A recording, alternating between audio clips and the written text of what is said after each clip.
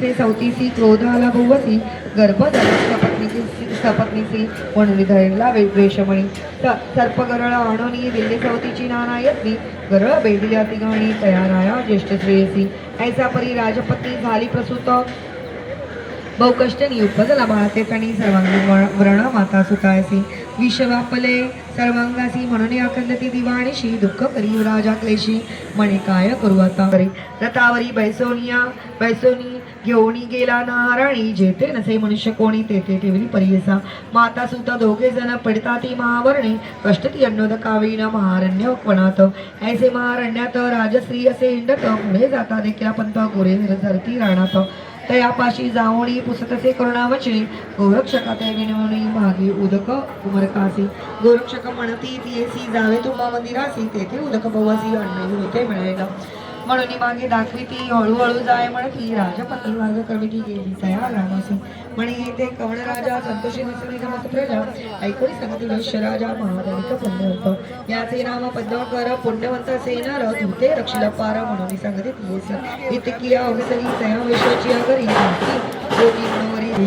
गुणा माझावा उपस्थिती मनुष्य स्वभाव तत्व गुण ते देव उजय मनुष्य कामच दोषी वाक्यच लेसा का गुणवते ऐसा पिंड जन्मवासे कधी स्थिर नव्हती ऐसे एकोणी राजपत्नी परियोगी असे नसती आपला शिवाय ऐसे कधी राज्यभ्रष्ट होणार माता पिता वंदिजन रोज सांडून सोडली आलेली ज्ञान पुत्र होता माझा प्राण वळसा राजपत्नी तया ज्ञानी ऐसी कधी महत्त्वने आपण काय बदलवा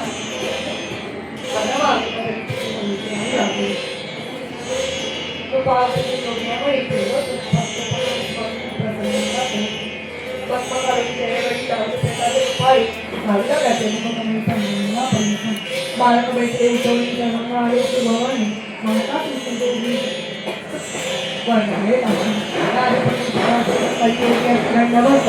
विषवयोगी कृपावंत तात्कालिक दोघे शरीराले सूर्यकंकाशी शोभायच म्हणून दिसे कैसी पूज्य देव उभयवर्ण प्रथम काळावेळी तैलवाई जिल्हावरून नवीन करू चालू ऐका पत्र योगी गेला तर ऐकून संतुष्टांचे ऐसे राजा ऐकून नमन कमी करी ऐकून राजाचे वचन सांगितले त्यापाशी सुधारणारे मात्र बोलले पाहिजे आपण दर्शन प्रयाण कोणी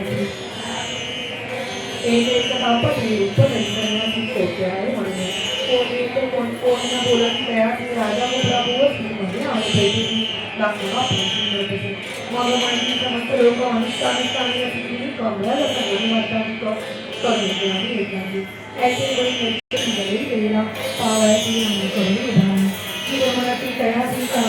कोटे बहुत पैसा भेटला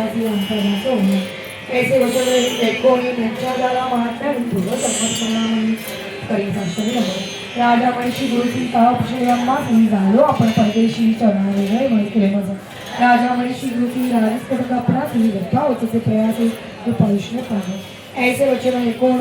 शिगुरु कलती असे वजन स्फोटक नाही दाखली म्हणून पुस्तकाती येवणासी राजा पाय स्फोटकासी न दिसे स्फोटक अंगासी विस्मय कळतसे मानसी पुनरपी चरणी माता ठेवी राजा म्हणे स्वामी असी तुझे प्रसन्न अम्मासी राज्य पावलो मी संतोषी अष्टैश्वर्य भोगिले पुत्र पौत्र देखले नयन झालो पूर्ण अंतकरणी आता असे एकमणी ऐश्वर्य माझे अवलोकावे पूर्व माझा जन्मरजक स्वामी वचने राजा विशेष पाहुणी देखले नाना सुख उणे एक वचन जाते श्री गुरुमणी विचारित पुढे होणार असे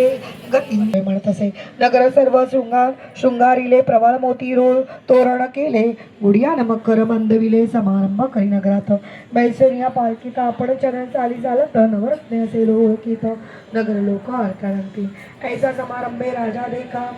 घेऊन गेला श्री गुरुनायका विस्मय करती सकाळी का महदाश्चर्य म्हणतात ऐसा समारंभे देखा घेऊन गेला राजा एका महाद्वारा पातला सुखा पायगडी अंतरती नाना पंची दिग्मांबरे मार्गी अंतुरती पवित्रे वाजती बैरी वाजंतरे राजगृहा पातले महासिंहासनस्थानी शृंगार केला अतिगणी जगतुरते नेवणी सिंहासने बसली समस्त लोक बाहेर ठेवणं शिगुरु गेले केलंय आपण शिष्य अवघे जण जवळी होते पैसा राजा विनवी स्वामियासी अंतर पडले श्री चरणासी राज्य केले भवसी आता द्यावी